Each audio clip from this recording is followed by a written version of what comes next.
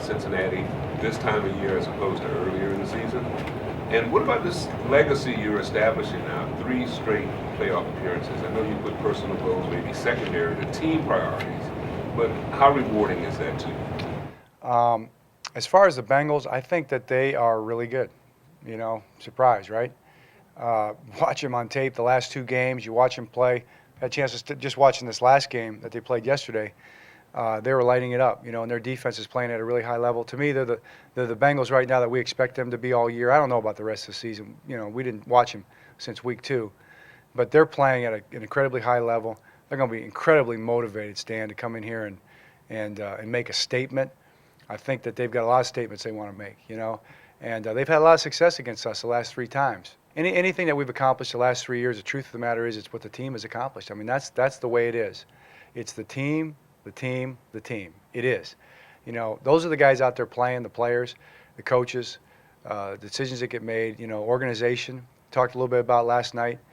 I think we have an organization that basically envelops the team and the coaches extremely well.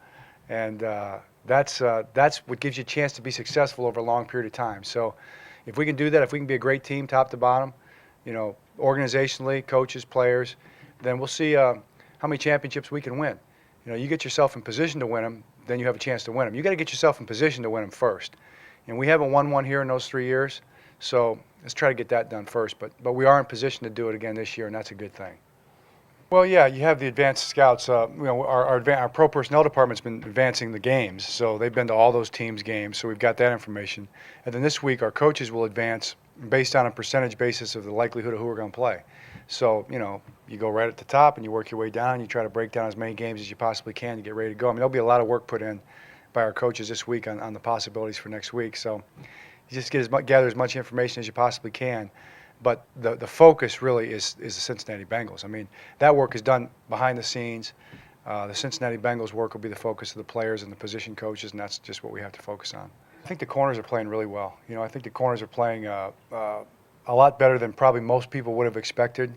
They were under a lot of heat early in the year, and they're just playing fundamentally really sound. They're staying on top of routes. They've been in position.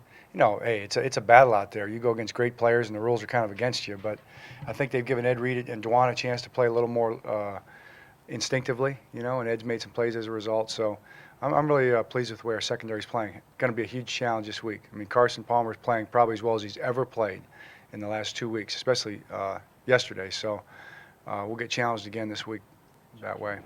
So we're playing for something, so we'll play, I mean, heck, it'd be great to have the #1 seed all wrapped up and be able to rest some guys, but, we're not in that situation. We've got something to play for. And, there probably are some pluses. I think, you continue to play and you keep momentum going and you continue to improve. If you can stay healthy, it's a big deal. It should be a plus.